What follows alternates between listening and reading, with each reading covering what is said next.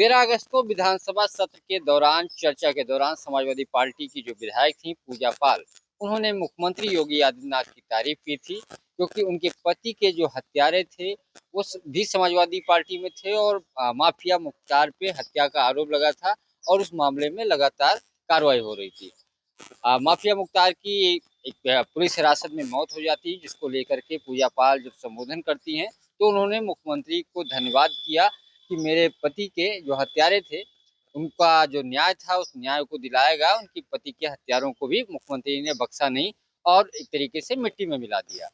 दूसरे दिन समाजवादी पार्टी के राष्ट्रीय अध्यक्ष अखिलेश यादव उनको पार्टी से बाहर कर देते हैं और ये लिखते हैं कि आपको बार बार ये कहा गया कि पार्टी के लाइन पे बोलना है, अनुशासनहीनता नहीं करना है, लेकिन उसके बावजूद आप लगातार बोल रहे थे, इस नाते पार्टी से निष्कासित किया गया था।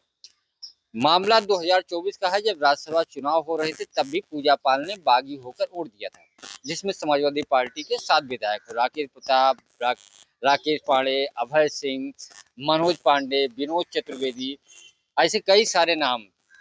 लेकिन पूजा पाल पे कार्रवाई उस वक्त नहीं की गई। उसके हालांकि थोड़े दिन के बाद मनोज पांडे, अभय सिंह को पार्टी से निष्कासित किया गया, इसके साथ राकेश सिंह को।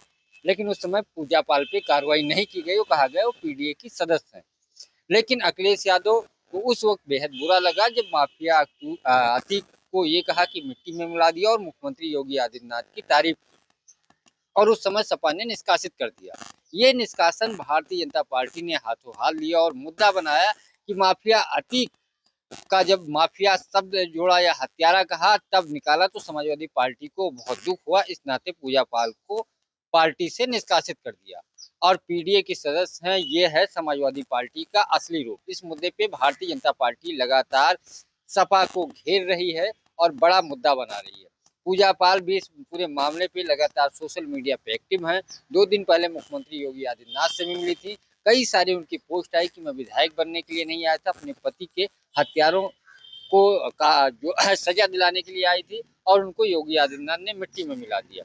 उन्होंने ये यहाँ तक कहा कि राजनीति मेरे लिए मायने नहीं रखता, कोई कुछ भी आरोप लगाए, मैं विधायक बनने नहीं आई थी। इस मुद्दे को लेकर के लगातार भारतीय जनता पार्टी हमलावर है, वही समाजवादी पार्टी पूरे मामले पे बैकफुट पे है।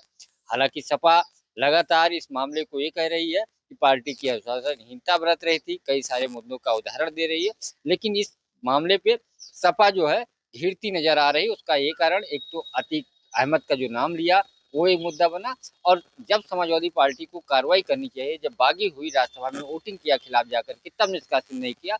जब सीएम योगी आदित्यनाथ की कानून व्यवस्था पे बड़ाई की, माफिया अतीक अहमद का जिक्र किया कि वो एक बड़े माफिया थे और मुख्यमंत्री योगी आदित्यनाथ ने मेरे साथ न्याय किया, तब ये मुद्दा और गर्म हो गया और जब सपा ने बाहर का रास्ता दिखाया तो ये लगातार इस मामले को भाजपा मुद्दा बनाकर सपा को घेरने की पूरी कोशिश कर रही है।